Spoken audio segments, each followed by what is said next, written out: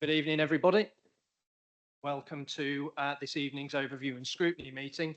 Just as a reminder to everyone, this meeting is being recorded, so do mind your P's and Q's. As Davina McCoy used to say, you're on TV, please do not swear. Without further ado, we will start with item 1, the minutes. So this is to approve the minutes of overview and scrutiny from the 27th of May. Members, do I have your approval to sign those minutes? Are we all content? Aye. Lovely, thank you.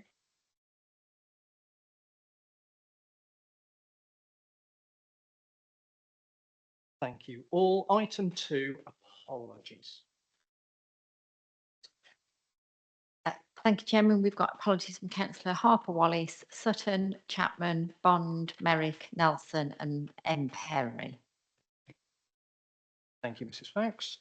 Item 3, declarations of interest. So members, bearing in mind the agenda this evening, have we got any declarations to make?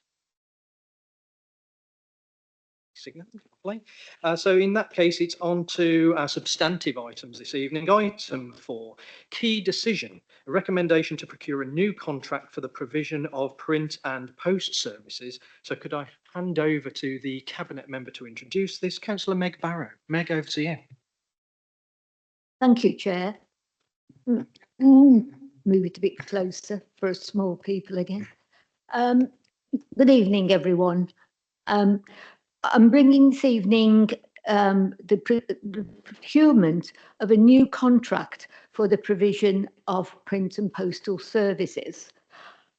I will now pass you over to Chris, who will give you some more information about this, and then we'll be happy to take any questions when Chris has done his presentation. Over to you, Chris.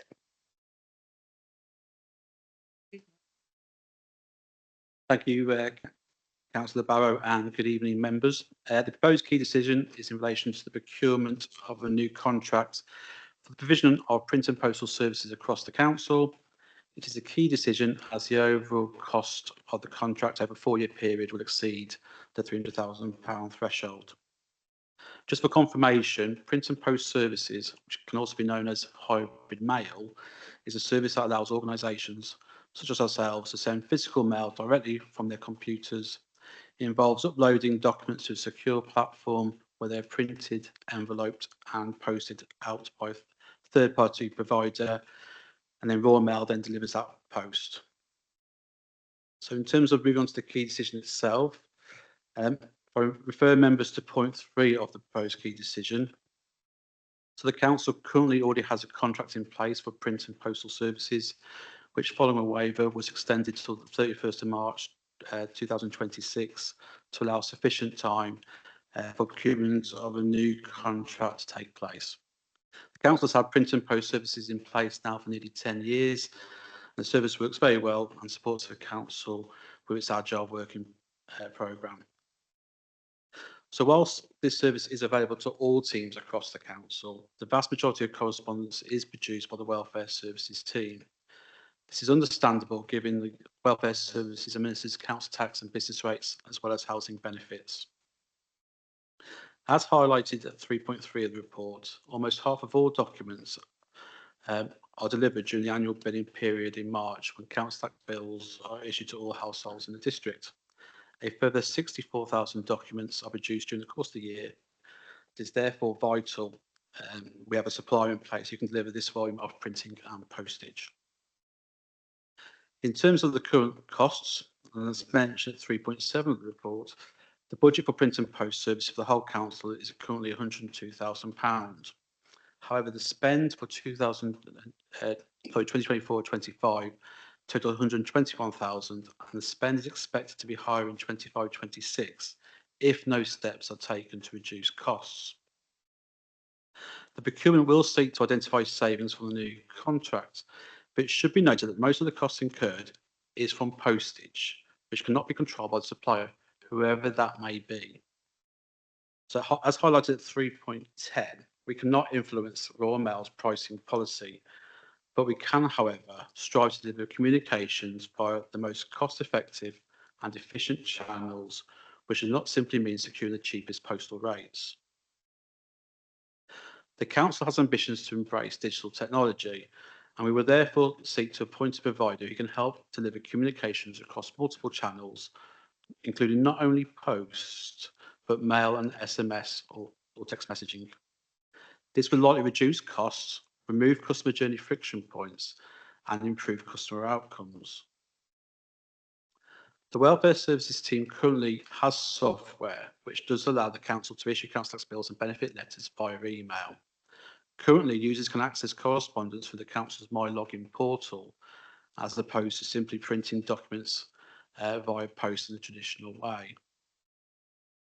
Whilst the numbers of residents using My Login is increasing, to save money, the main challenge of the council will be to reduce the number of items we send for printing and to encourage residents, where possible, to transact with the council online. If I can refer members to point 5 on the reports, the Welfare Services team has already been making changes which have recently been implemented or are in the process of being introduced. These include, for example, transferring postage to an economy service, which is the cheapest form of postage. A project team being set up to review the current printing arrangements with the aim to reduce waste and reduce print volumes. And using text messages for council tax debt recovery to reduce the need to send any reminder letters or final notices. In terms of the procurement, section 4 of the report highlights some key aspects of the procurement. The procurement will be led by myself as Revenues Team Manager, with the support being provided by the procurement teams from both South Staffordshire District Council and Staffordshire County Council, and legal advice will also be requested. An appropriate framework has been identified, which is via the Crown Commercial Services. The framework will be used to run a minute competition to evaluate suppliers and associated costs of a new contract. Due to local government reorganisation and the uncertainty caused with this, the council will not seek to enter into a contract for a prolonged period. Instead, the council would seek a flexible contract for 2 years with the ability to extend up to 4. Procurement is expected to be completed by November of this year. In conclusion, whilst the council continues to promote the use of digital communication, it is the council's legal requirement to issue council tax bills and benefit information to all residents, and therefore we still need to be able to send paper correspondence to residents who are unable to use digital platforms. Thank you, Chair. I'm happy to take any questions. Lovely, thank you very much, Chris. Members, the recommendation here is that you consider the proposed key decision for this recommendation to procure a new contract and provide comments through questions and comments as you like for the Cabinet member to take away and take into consideration. So first off, we have Vic Kelly on our list. Vic, over to you.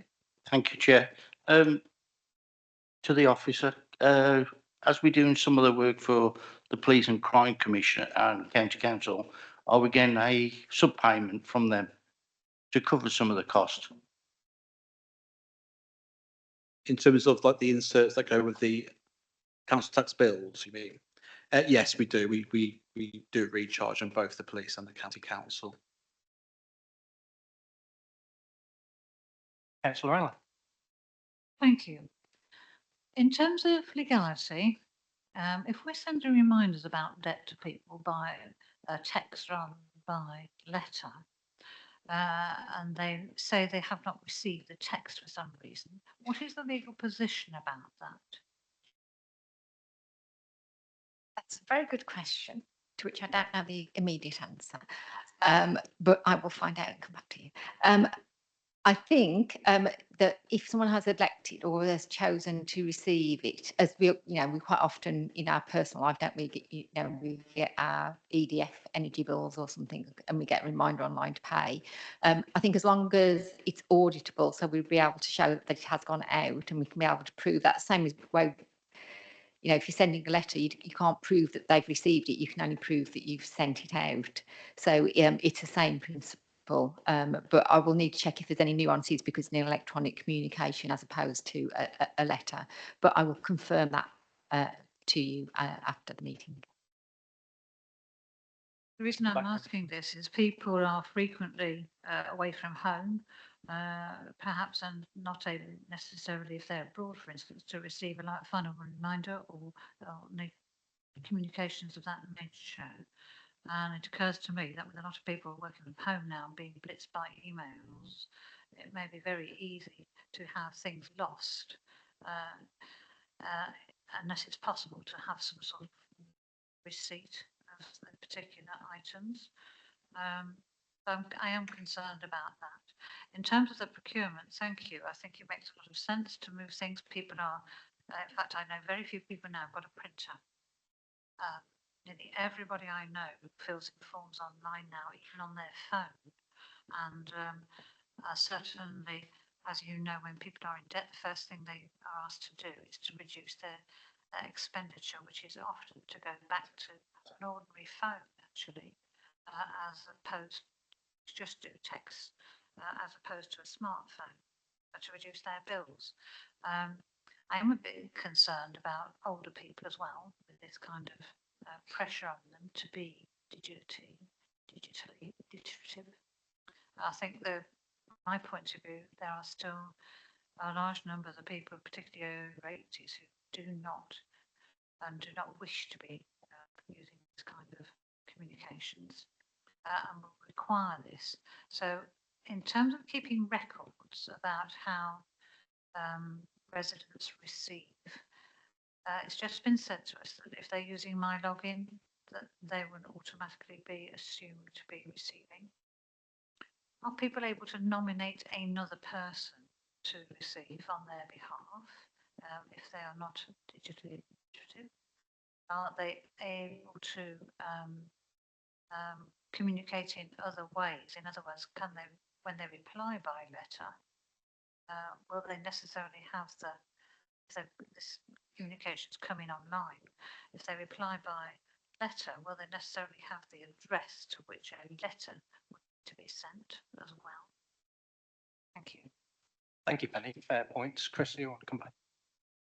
Yes, just on your first point in terms of the actual text messages and sort of paper reminder, a text message would not be a substitute for paper reminder. Essentially, it would be a prompt to sort of say, it'd be sort of space a couple of weeks after the payment is due, just as a reminder to say, sort of, can you pay your council tax, or have you forgotten, or is there any problems with paying your council tax? To have that engagement with us rather than just sending out a letter. So from our perspective, in terms of legal, when we had to recover council tax, we have to show that we've sent a reminder as in the paper document and the final notice when it gets to court. So the text message itself does not constitute a sort of formal debt recovery for council tax. It's just there as a prompt communication to request payment. In terms of the obviously, this particular key decision is about replacing or getting a new contract for print and post. Very much, we're not looking to withdraw any print or post services. It's very much there for letters. We recognise there are a number of people who can't use digital. However, there are a number of people who do prefer digital, as you quite rightly pointed that out. And it's making sure we maximise that and making sure the systems we use are effective, clear, concise. Essentially, people want to use that method of communication. In terms of the My Login, there's the audit trail, obviously, where we can see whether someone actually opened up the correspondence itself. And also, we track emails, and anything that bounces back, that sort of thing is monitored, and we communicate with residents if any bill bounces back. There is a scope to nominate somebody to receive a bill on their behalf. That's fine. We essentially we request a authorisation to discuss form to the residents who would ironically it's probably paper at the moment, but they have to fill it in and sign it off before we do that. So they can do that as long as they give their their consent to do so. Lovely, thank you, Chris. I think the point here really is that this is to go back out to tender on print and post services. This is something we deliver already, and if we didn't do this, then we wouldn't be able to communicate with people in print and by post. Penny, did you want to come back very quickly? Yeah, just to say, I heartily approve of the proposal and that it makes a lot of sense to save money on the postage, which is the principal cost. Lovely, thank you, Penny. Now over to councillor Brindle. John, you're up next. Thank you. Small companies, big companies use franking machines. So this is the franking machine. We've got an in-house franking machine, yes? So let's get it right. All the envelopes go to a third party, they use a franking machine and they do it. I've got to ask, why can't we have an in-house franking machine? Lots of small companies, big companies, you just put it in the post, put it in, and it gets franked and sent. Essentially, we did have a print machine here many years ago where we used to do sort of our own printing. At no point were we ever capable to do annual billing in-house. We just didn't have the staff, the resources, or the machinery. The cost of new machines to allow to do that would be sort of prohibitive. Furthermore, this is a hybrid mail solution. So essentially, if printing is in-house, it requires someone to be present, whereas the hybrid model, people from home can actually send a letter to print and it's done remotely. And this proved sort of valuable just recently as a COVID pandemic when everyone was working from home. Essentially, as welfare services, we were still continuing to do business as usual, simply because we had that hybrid mail solution where we could send bills, letters, whatnot via this third-party solution. Thank you, Chris. John, you want to come back? It's just,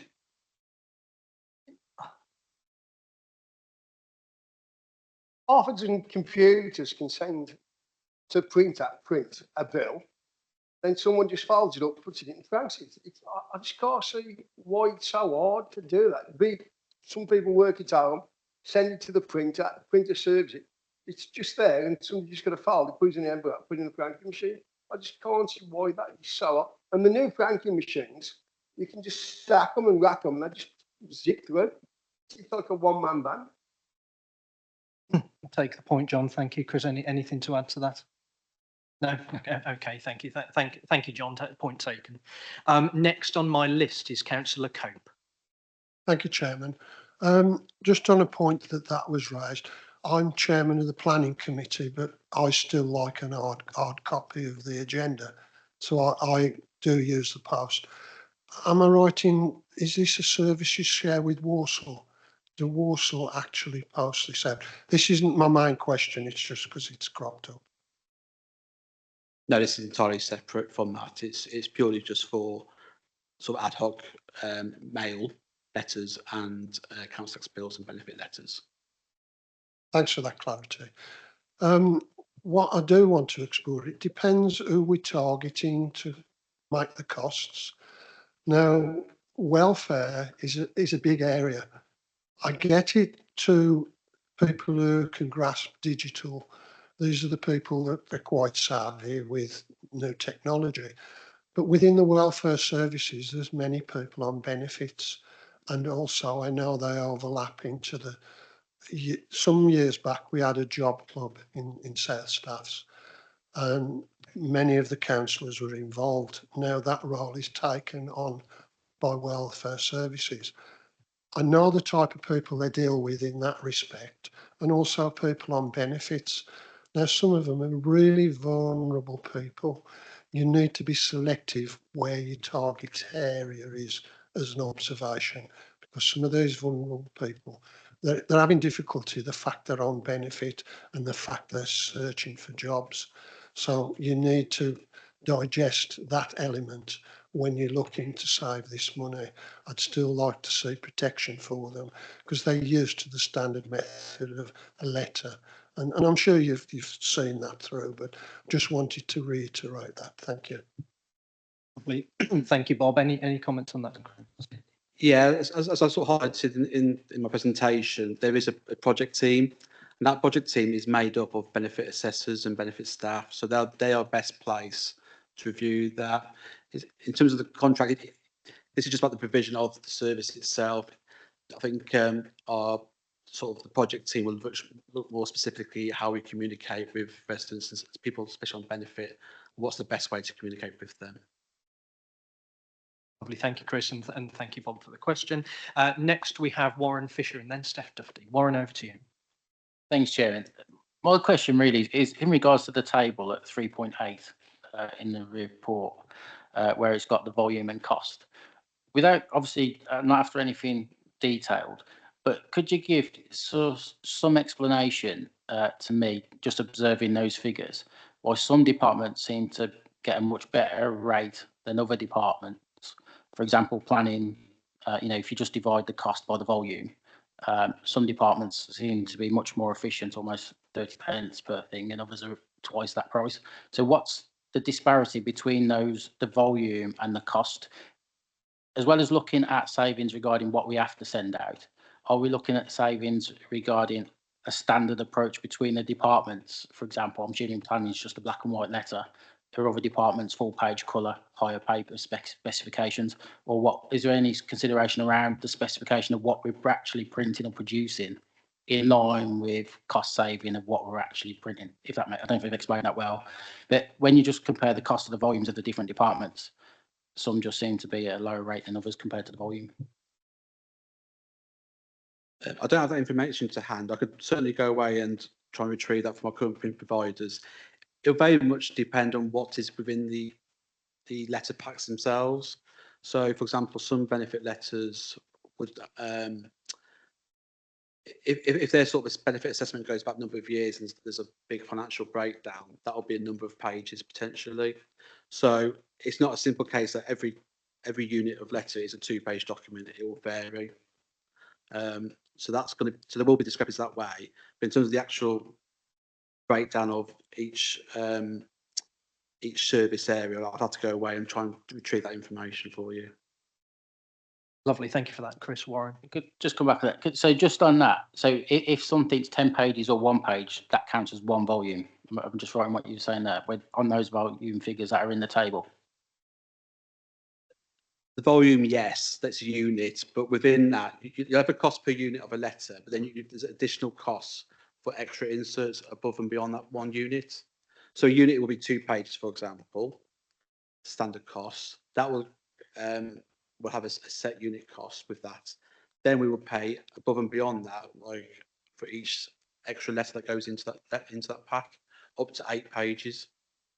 So that's where there's going to be this discrepancies on the actual costs. Yeah, just on the second point regarding discrepancy of the cost between the specification of what different departments are printing, is that the standard regarding using colour more efficiently, things like that, between the departments?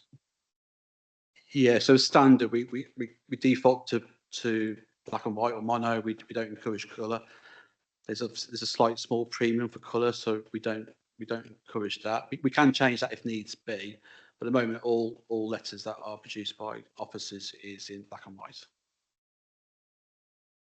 Lovely, thank you, Chris, and thank you for your question, Warren. Steph, Councillor Dufty, over to you. Thank you, thanks, Dan. John, I was kind of on the same page as you and I saw the numbers and I thought, goodness me, that's a lot of money, isn't it? £121,000 to post and print. I mean, how can that be right? Can't we do it in-house? Can't we have somebody in a room folding and printing? I went exactly down the same road as you did. So I did a bit of number crunching and I very basic, but it surprised me. So I just share it with you. It's not a question. This is a comment really. 55,000 letters at 85 pence, that's second class, not first class, is £46,750. That's just on post. And actually looking back at the report, it's not 55,000, it's 64,000. And that's just for the ad hoc, or that's £54,400. So that's almost half the cost. And I thought, well, then we'd have to pay somebody, wouldn't we? So I thought, well, I'll put that down as 25,000. That's probably a bit generous, really, to fold letters, but you've got on costs and things like that. And what if they're off sick? So we got to 79,000 before I'd even thought about desk, printer, paper, all the envelopes. And I came to the conclusion that actually that it's a reasonable cost just to post. And that's not actually considering all the other things that are printed, because not everything that's printed is posted. And that's something that's a bit confusing in the table that Warren's just picked out, because that's amalgamating print and post. and we don't know which is printing and which is posted and which is printed and posted. But what became clear to me was that postage is really expensive, and that's totally outside of our control. So it seems to me incredibly sensible to go down this route to look at alternative forms, and it seems to me really sensible to look at a provider that can do both. So well done. Yeah. Steph, thank you very much for that that summary. I think it does really sort of quantify what we're up against here in trying to manage communicating with people that need it in a paper format. So thank you for those comments. I'm sure Cabinet Member notes them. Meg. Thank you all for the comments. I think when you look at 64,000, it's a tremendous amount of paper that goes out from this council. I mean, that can be your letters and you know, people don't pay, so they get another letter and whatever. And I think we have no say over the postage. So we have to, it's not a cost saving thing. It's trying to stop it going up to be any more than it's costing at the moment. And I think that is the issue. We have to look at it and try and keep it within you know, a reasonable level. I can assure you, people who want copies will have copies. There is nothing to say that we're going to take that away from people. We're just asking for alternatives for people who can and want to use it to accept this this evening. Thank you all very much.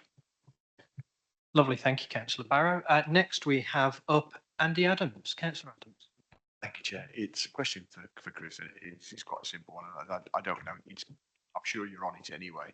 I presume that we always write on the back sheet of our letters. We have a front one, and whatever's on the next bit, there's not a piece of paper, it's on the back of it. If that's the case, then yeah, I'm in favour. You're doing a great job. As Councillor Duffy's mentioned, yeah, we're doing it pretty efficiently as we can do. Thank you.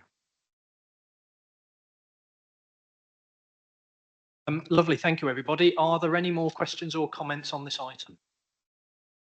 No. Okay, thank you all. So again, reminder: the recommendation is simply to consider this and give your comments, which you have done. So I think we can probably consider that matter closed. Councillor Barrow, are you happy to take away all you've heard this evening? Yes, thank you, Chair. I am indeed, and I can assure you we will, you know, do it to the best of our abilities. Thank you, Councillor Barrow. So next, everybody, we move on to item 5, which is the UK Shared Prosperity Fund and Rural England Prosperity Fund report. So we'll be handing over to Councillor Mark Evans, the Cabinet Member, to introduce this topic before we head over to Annette. Mark. Thank you, Chair. Good evening, members. The purpose of this report is to update you on the activities of the UK Rural and the UK Shared and Rural England Prosperity Funds. So yeah, we invite you to make comments, ask questions, and to note the contents of the report. So I'll hand over to Annette. Annette. Thank you, Councillor Evans. So as Councillor Evans has set out, members, this report provides members with an overview of activities on the UK Shared Prosperity Fund up to the end of 2025 spend programme, and it provides the latest position on the 2025-2026 programme, and this is the programme year that we are in now, and is the final year of the UK Shared Prosperity Fund, or UK SPF for short.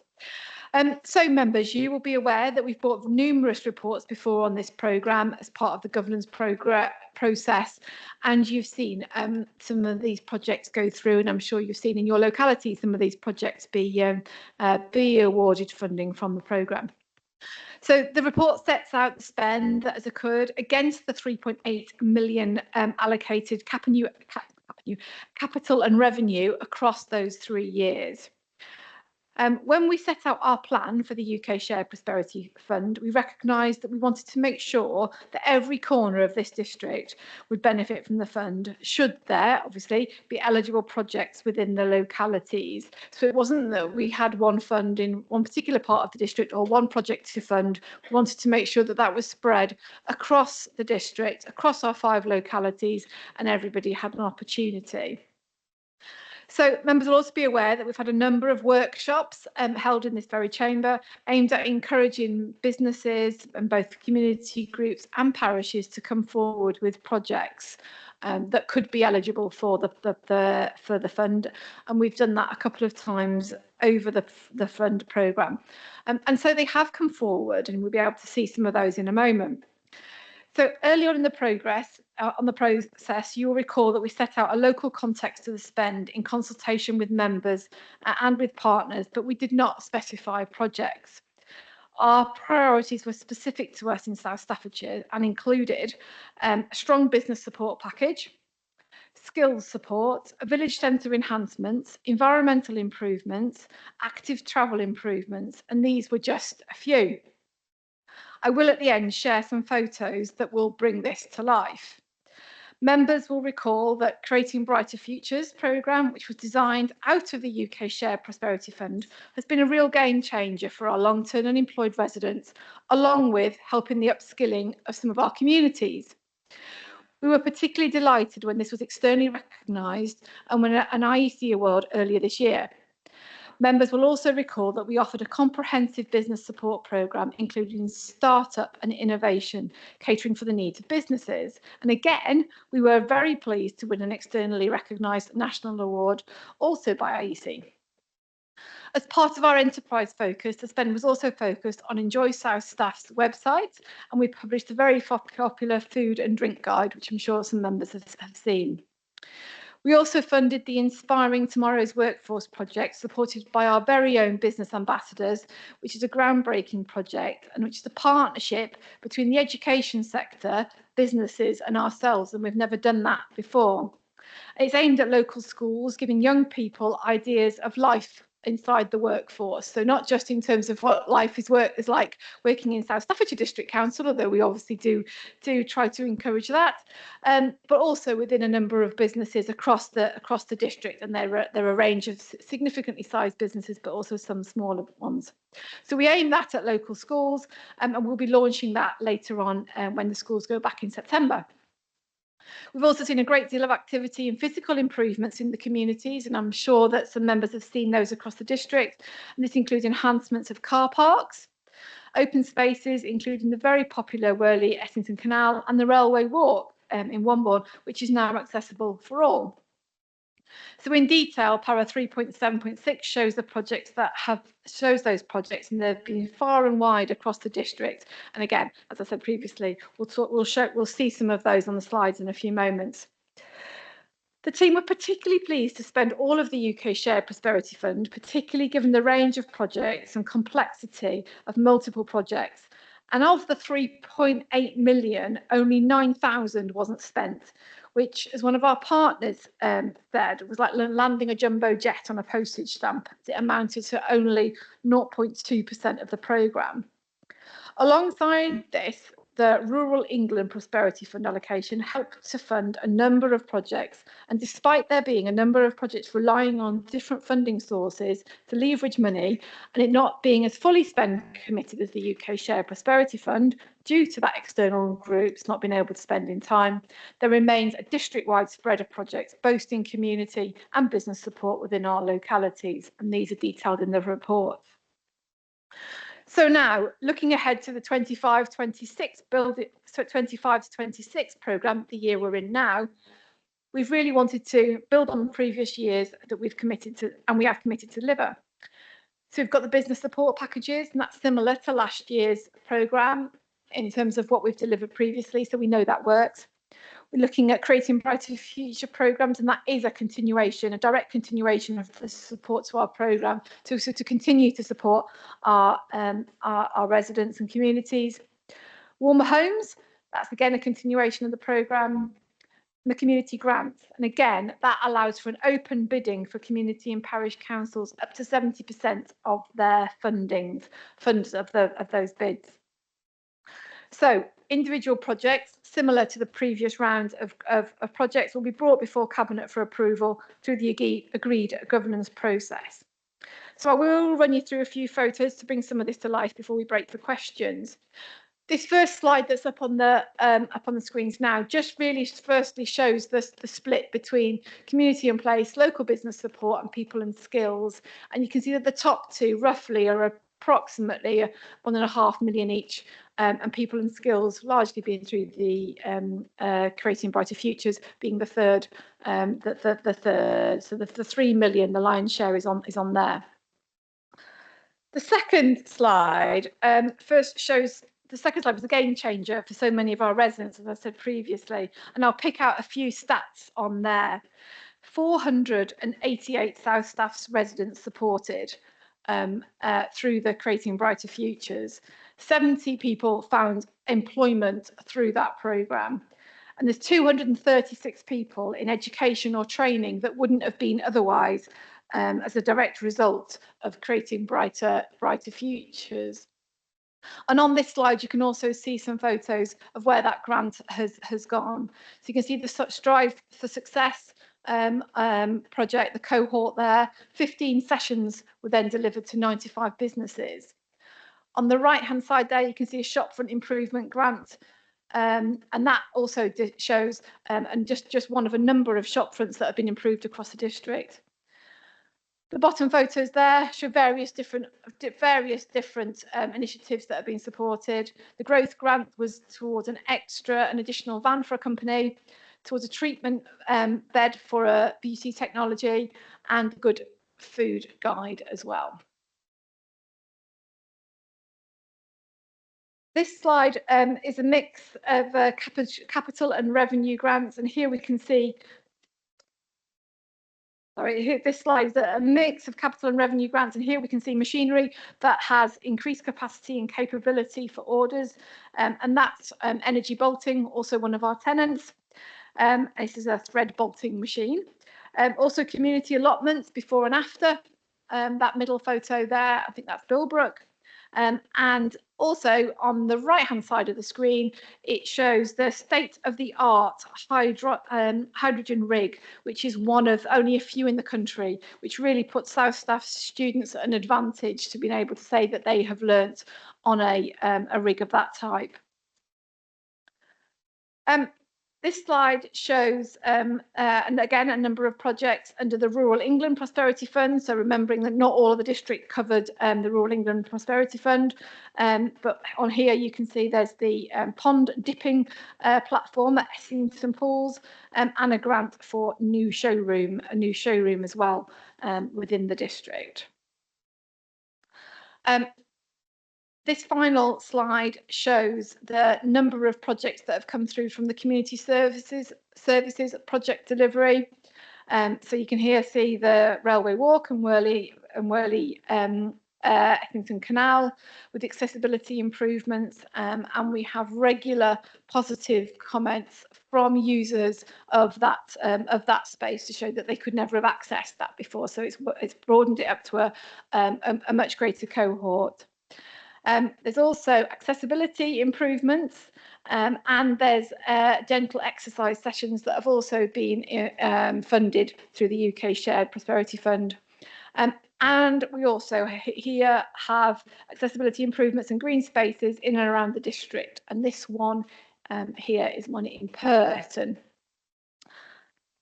So that is that report. Members, I'm more than happy to take any questions on any of the detail. Lovely, Annette, thank you very much for that report, and it's great to see that that money was so thoroughly spent. What was it, £9,000 back to UK government? I mean, never mind. You know, so that's relatively light change. First, we have up Councillor Wilson. Victoria, over to you. Thank you, and thanks for that presentation. And I'm delighted at some of the brilliant projects that have been undertaken by this council. One of those projects that you've mentioned was the Railway Walk, which goes through Wombourne, the Cabinet Members' village. The Railway Walk extends out of Wombourne towards Himley and in the other direction towards Lower Penn. I've walked the Railway Walk in a lovely sunny day. It was really well visited, and it was a beautiful space for people to go along to. I know that there have been a few complaints about people saying that it's going to increase crime and this, that, and the other, but the the benefits far outweigh the negatives in my mind. Who made the decision about doing Wombourne, and can I please appeal to their better nature and ask if they'll finish it and do the Himley part and the Lower Pen part, because there are people who are less able who really benefit from the work, that fantastic work that's been done there. Thank you. Thank you. That's a great question. Yeah, we'd like to have done the whole lot. Absolutely, we'd like to do the whole lot, and you can see that really would increase the accessibility and attractiveness of that. And we just didn't have enough money to get to the end. However, what we are looking at is for next year. There's obviously a programme to look at. We're looking at costing that, and we are also engaging with other potential funders as well. So a little bit like a funding pot. Now we've recognised the benefit of that externally. It's been recognised the benefit of that, and we've already had conversations with the county council in terms of any funding pots that they can potentially put towards it. So we don't think that the job is finished by any stretch of the imagination. We're continuing to have conversations with Sustrans as well, who recognise that it's really positive, and we're looking to collect some further information on that. So we don't think it's finished by any stretch of the imagination, and we'll be continuing to work on options for that. Yeah, Councillor Wilson, thank you for those positive comments. It has attracted a little bit of negative feedback, particularly on social media, and that's rather disappointing. So thank you for those positive comments. And also, you're quite right, we should not be dissuaded from carrying out this work because the activities of a few unruly people. So thank you for that. Chair. Lovely. Thank you, everybody, and Councillor Wilson for your question there. Next, we have Councillor Fisher. Warren, over to you. Thanks, Chairman. I think I've said before, we had a very positive experience with the old application process with the Rural England Prosperity Fund and the UK SPF. I know Dan referenced it at the start. We had really good success with the UK SPF. Unfortunately, we didn't have the same level of success on the Rural England Prosperity Fund. And I know that was down to planning permission. It's clear in the report, and lessons have been learned already in that future applications need to have planning permission in place. I think it was £112,000 of that which was unspent, which I'm sure everyone in this room could think of ways of spending that £112,000 locally. So to try and minimise that going forward, my question sort of is, could we set a deadline date? Because I think we've only got this 1 year. Could we set a deadline date specifically for the larger projects, such as 3 months before the end, where a decision is made at that point that if they're not going to be deliverable within those last 3 months, the decision's made then to either scale back what their application was or cancel that project and actually open it up again to reallocate those funds to smaller, more deliverable projects that may not have been successful first time round, in order to ensure the vast majority of that money is spent locally before going back to government. Thank you. Yeah, and we recognise that, and in some cases 3 months isn't enough because we'd already did some of those in the last round. 3 months isn't enough to get some of those projects commissioned, and particularly if they're at a certain size. And obviously, as you're aware, that there was very stringent governance and also very stringent procurement rules in relation to this funding. So absolutely, that's what we have. We wouldn't commit to agreeing a spend on any project that we thought may need planning permission. Obviously, beginning a part of the process, beginning part of a project, it didn't appear that it did. Some things did require planning consent. As it emerged that it did, and therefore there was a delay at the end. So it's really about making sure that those are all honed in right at the beginning of the process. So yeah, point taken. And changes to be made to the processes. Thank you, Annette. Warren, you wanted to if I could just come back, and I'm not asking you to obviously provide this now. Could you give us some indication, just email after the meeting, in how many applications we had in total, and how many were successful and how many were unsuccessful? I'm just wondering if going forward we can encourage people to put smaller applications in, and basically if they're not successful first time round, we can let them know they're in reserve. Where they still, closer to the end, may be reconsidered if there's still funds available. So obviously that they stay more able to deliver that, then if they think there's still maybe a chance towards the end, that money may become available, but it's not been committed to them at the start.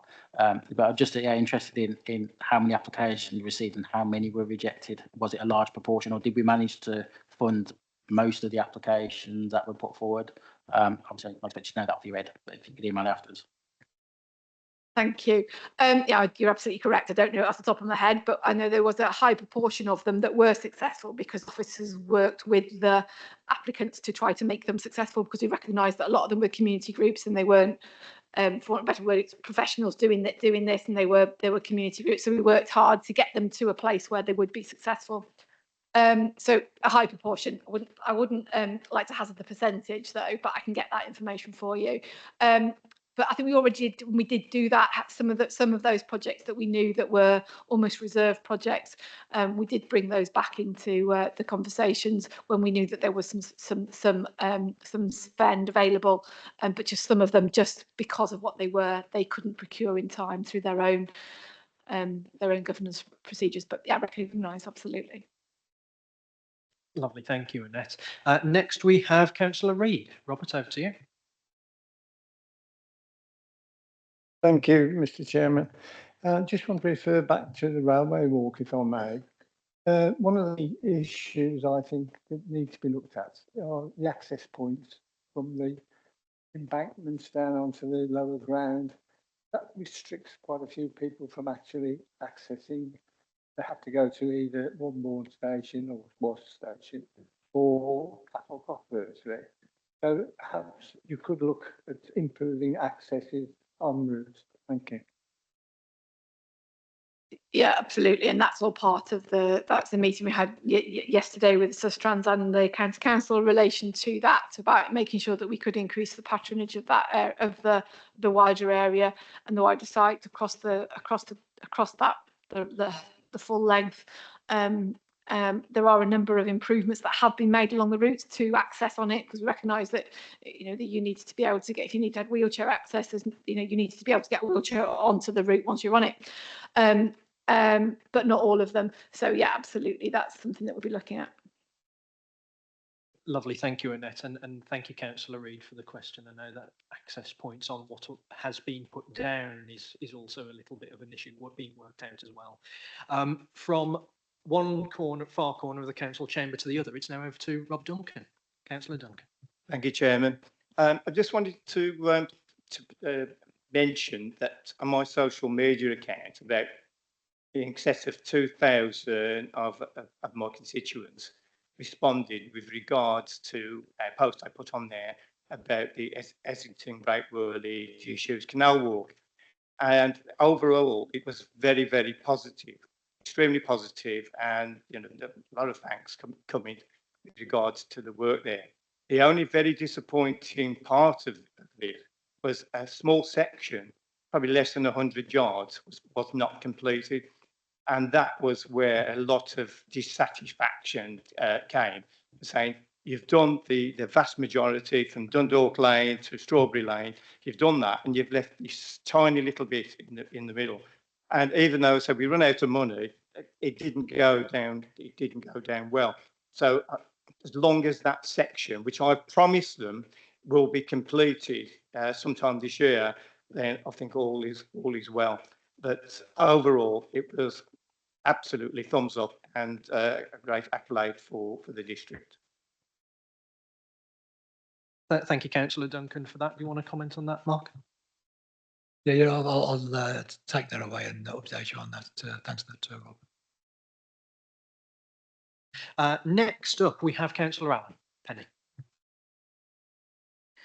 Thank you, Chair. We are very grateful for everything that's been managed and very well in Purton. The money that we've had to sort out the pavilion and the playing fields. Unfortunately, before we start the park run, we have one section of footpath which is normally grass, which due to extreme weather events has exposed a lot of tree roots. We've already spoken to Bob Taylor about that stretch of footpath. It is actually on District Council owned, and obviously playing field. So we will be very grateful for the sake of the park run if that could be. And the young children are going to be using it with a trial run to be done next month, possibly. If that could be sorted out. And we have a problem with the disabled toilet in the pavilion at the moment, which we haven't managed to sort out yet. But very warm thanks from our public about everything that's been done to the boardwalk and for the big improvements everyone is commenting on the pavilion. So thank you very much indeed.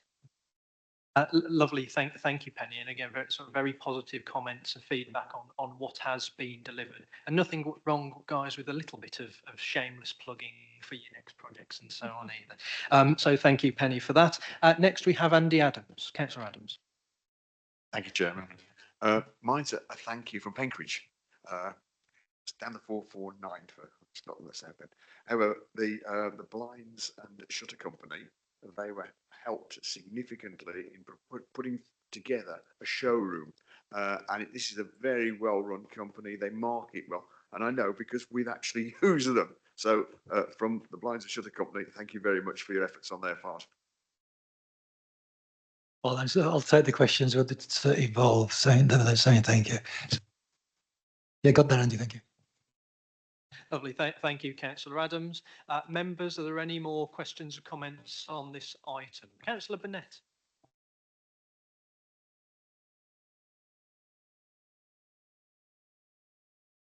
Thank you, Chair. Big thanks from Billbrook for all the work, for the money from the UK SPF fund that went into the allotments. It's absolute fantastic makeover.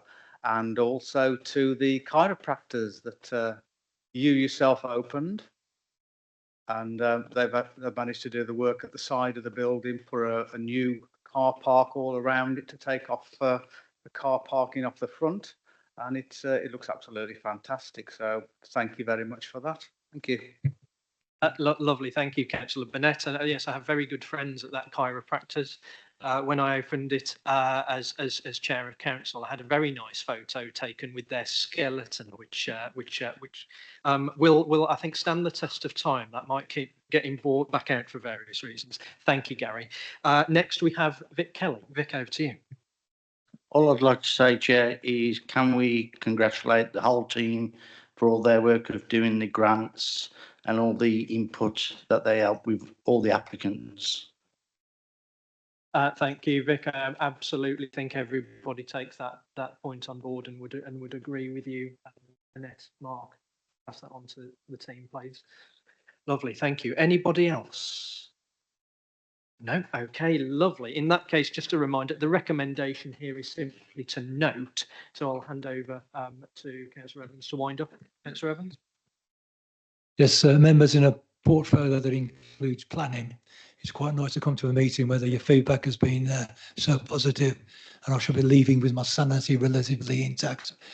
So thank you all for those positive comments and your support. Lovely, thank you, Councillor Evans. Yes, it's incredibly positive meeting so far, isn't it? Let's see if we can keep that up, everybody. So we move on now to item 6, which is the Integrated Performance Management Report, Q4 and first year outturn 2024-25, a report from the Chief Operating Officer. Jackie, this is over to you. Thank you, Chairman. No, it's quite all right, Chairman, no problem. Just to say there's an awful amount of work gone into this over the last 12 months. And there's some wonderful projects in here, and it's good to see this report. I'll now hand over to Jackie to go through it with members. Thank you. Thank you, Leader. It is genuinely with great pleasure I present the report tonight. I just think in terms of just to start with to say that, no, I'm not going through every single slide line by line for you. What I would say is I'm going to do a general summary, and the way we've presented the report is that if you want the more detailed information, hopefully that's captured in the other slides as well. So there are a couple of things I wanted to just focus on from that summary. The first one is that it is quite unbelievable. We've already got the first year done and dusted, which seems to have gone very quickly. But I think one of the things to highlight is there is a lot of achievements in it here, and that's not because they weren't stretch targets, they absolutely were, but again, as were really important to demonstrate, regardless of local government reorganisation going on in the background, our staff are continuing to provide business as usual, and hopefully that's demonstrated throughout the successes from this report.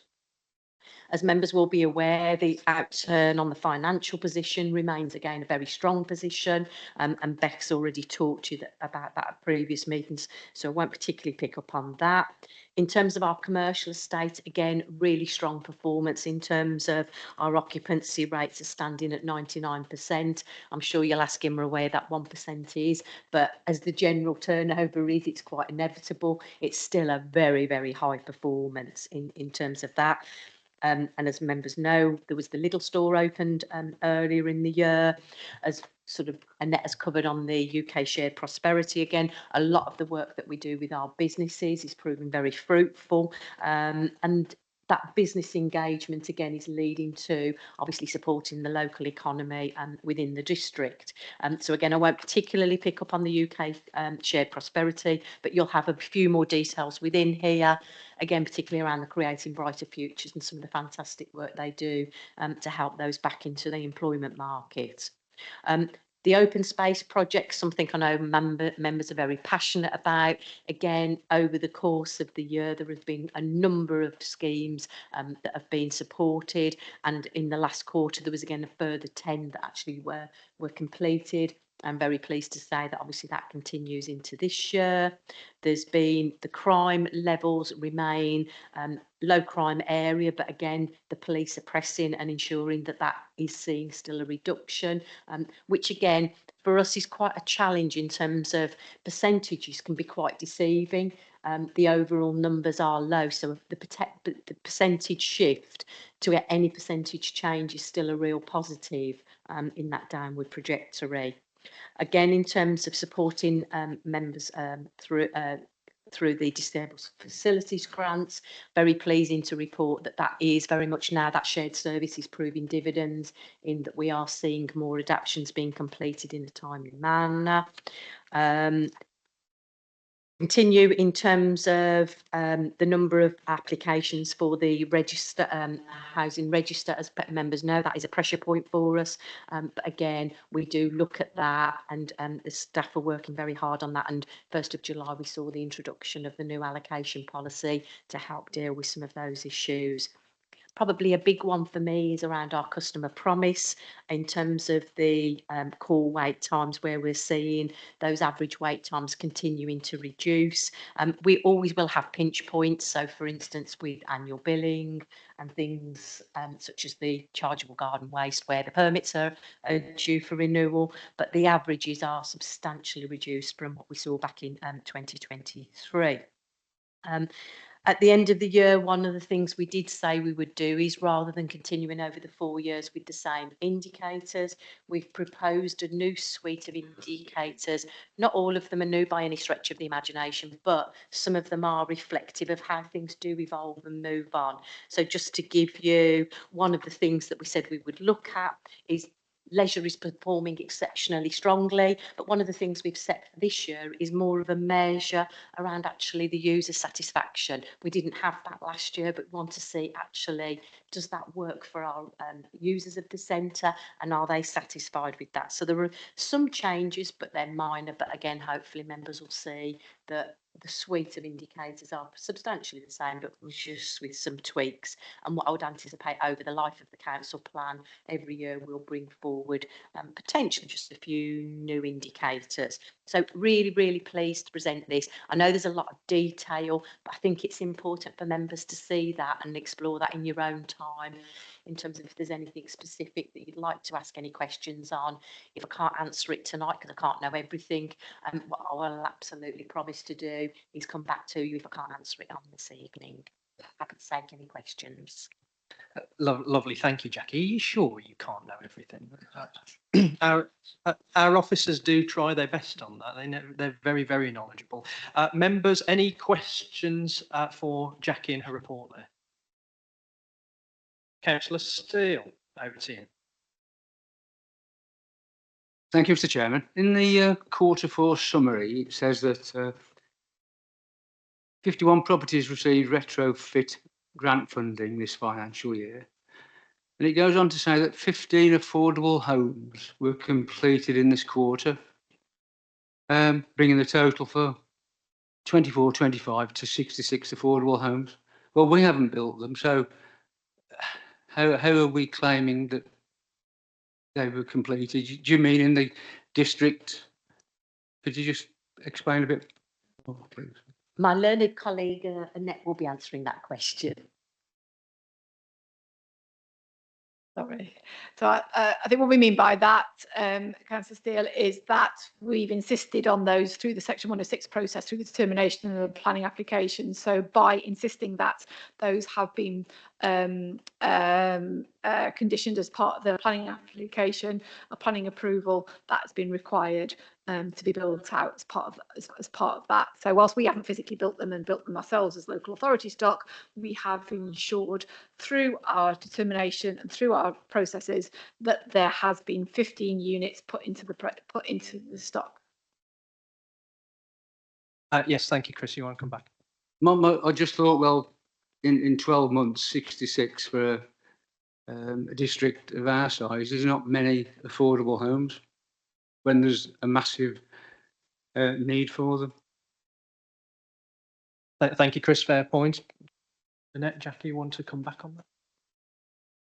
I mean, I think we've always had a good record in terms of delivering of affordable homes, and sometimes it depends in terms of, because you're absolutely right, we don't necessarily control when the bill gets put into that process. So, you know, overall, it may be that there's been a significant amount of homes the previous year, and then, but overall, the average out in terms of what is required from a policy position, because we generally deliver quite well. I can give you the figures in terms of what we've done over the last 10, 15 years. We've got that information, but it's not have to hand, but we've got that information. We're meeting our policy requirements. Yes, go on, Chris. Yeah. Did they all come via S106 agreements, or were some of them rural exception sites? That'll be a blend. Again, without looking at the detail, I can give you a percentage breakdown, but some of them will be delivered through Section 106. Some will be delivered through rural exceptions, and some will be delivered just as affordable homes provided by the market as well. Okay, lovely. Thank you, Chris, and thank you, Annette. Yeah, perhaps if we can get some of those stats circulated, that might be beneficial given that discussion. Chris, I must say that your comments there, you are at odds with the Prime Minister, who seems to think there's loads of housing stock available. So I won't make judgments as to who I sympathise most with. Next, Councillor Allen. Thank you. I'm just looking at the new customer portal that has been for vulnerable residents. I'm delighted to see that people are now able to check their benefits online. It's rather alarming to see that 77% of those users are missing out on welfare benefits. What else can we do you think, to actually heighten people's awareness about that? I do feel quite concerned. You do watch occasionally some people who are clearly on benefits going around our local supermarket with a calculator in their hand, trying to add up their shopping so it fits their budget. And I'm very much aware, in having so much social housing in our village, we have a number of people who worry me because I don't know whether they're actually in receipt of the appropriate benefits they need. How can we get to them? Thank you, Councillor Allen. I think it's one of the ones where, for instance, I think Karen Riley, for instance, was at a fair at Huntington on Sunday. Again, we're getting the stuff out there into the community to actually promote. And certainly when there was the issue about pension credits, our staff were out in any community group that was available where we could turn up and actually help people and give them that support. I actually think we do a lot of that outreach work where we're trying to actually make sure that people are, and again, I think Chris has sort of mentioned earlier around the letters. One of the things that we do in terms of the welfare letters is encouraging people in terms of making sure that they are claiming any benefits. So I think there's always more we could do. But I think the reality is we do a lot of that outreach work to try and capture people. And again, I would emphasise to members, this council works on the basis of digital by choice, not by default, and therefore we do try and support people very much within that community setting. Lovely, thank you, Jackie. Penny, do you want to come back? Yes, just to make a suggestion, and I've made this before. I do think it would be helpful if occasionally they run a kind of surgery in the individual communities, particularly where it is highlighted there are areas of deprivation. I'm saying that because, for instance, it's not possible to get by bus from Purton to Codswell at the moment. There are people in our more remote rural communities who cannot easily get into the hub to discuss their welfare benefits. I think even if it was run a couple of times a year, it would be really helpful to have a surgery that was well advertised and that we could highlight in our own particular areas. For instance, in our library, it would be possible to have an interview room. And I think that would really assist some people who are not able to come into this building or don't know how to proceed, but feel very anxious about claiming anyway. Certainly that's something we can take away and have a look at. Yeah. Lovely, thank you very much, Jackie. And I think, again, the key point here is it's the collection of and presentation of that data that's helping us demonstrate, where the issue exists and so on. And from there, you can work out how to tackle it. Next, we have Councillor Kelly. Vic. Thank you, Chair. On Penny's question, the other thing is a lot of elderly people that aren't sure what they can claim are unsure on that most of these benefits are got to be done online, and that can be a barrier to doing them. So if they can have that sort of assistance as well. Again, we provide that level of support already. Thank you, Jackie, for the clarification there. Next is over to Helen Adams. Councillor Adams.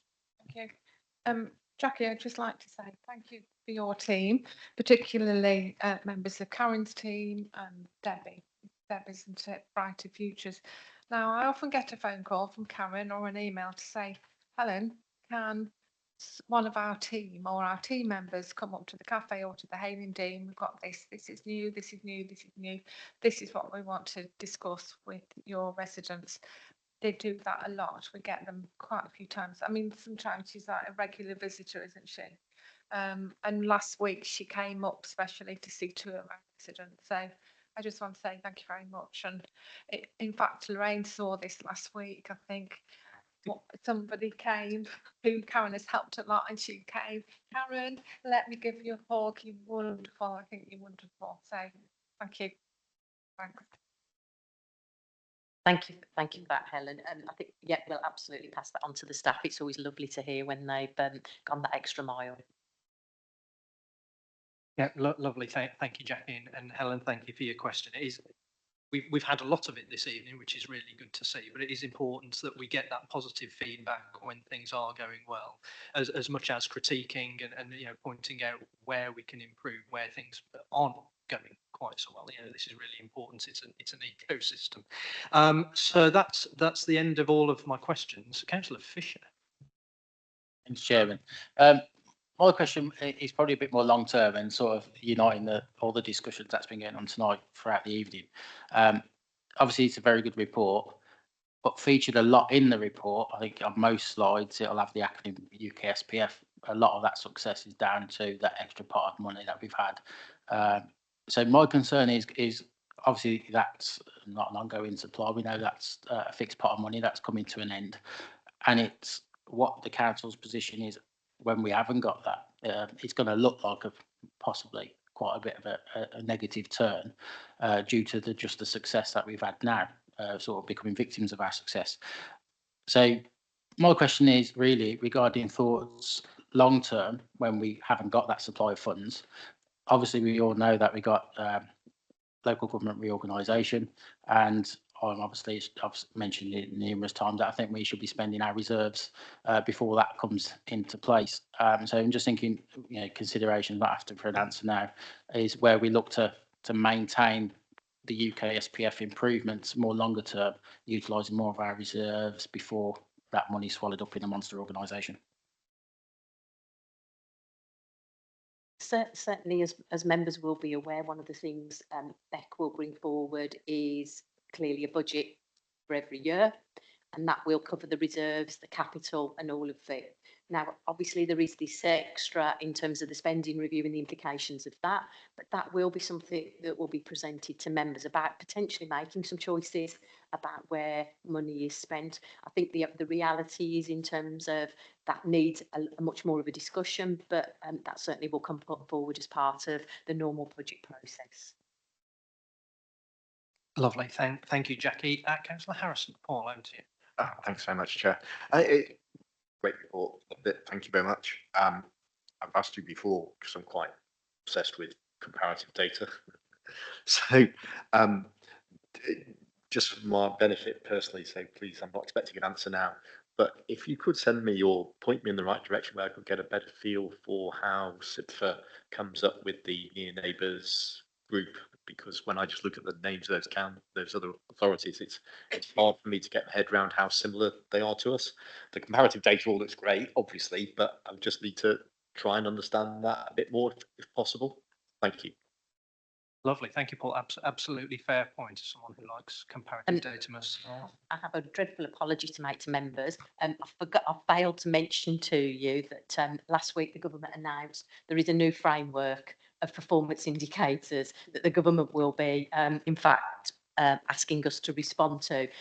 I would expect that in doing that, there will be a lot, even more on the comparative front in some respects. So again, one of the things I'm working with the team on is we'll bring that forward. What I'd like to see is how we integrate it into our integrated report rather than it being a completely separate exercise. So apologies, members, I didn't mention that as well. But absolutely, we can provide you with the nearest neighbours information. Thank you, Jackie. That was an ideal opportunity to throw that in there, though, wasn't it? So well done, and thank you, Paul, for prompting the question. Any other questions on this report, anybody? No? Okay, well, once again, this is to note, so I'll hand back over to the leader just to wind up on this. Thank you, Chairman, and thank you for the comments. We will take on board what's been said this evening, obviously, but the report itself is an excellent report. I think you'll all agree with me. And there's some, want to thank the officers for everything that they've done over the last 12 months. It's good to see such good work going on, apart from the other things that they're contending with at this moment in time. It's like doing two jobs. So thank you very much indeed for your support. I hopefully get on this report. Thank you. Thank you, Leader. And so now, everybody, we run over to our final item on tonight's agenda, item 7, last but very much not least, the work plan. Hooray. Thank you, Chairman. I won't detain you long, members. Just a change from the planned agenda from tonight, the DFG report, which Jackie made reference to earlier. You will get a detailed update report on the Disabled Facilities Grant, which will now come to your September meeting. And obviously, there was the new item, the key decision. As always, it's likely to change as we go forward, but the recommendation is that members note the programme for this current year. Thank you. Lovely. Thank you, Lorraine. Members, it is to simply note that update. Any questions or comments on the work programme? No? Okay. Thank you very much, everybody.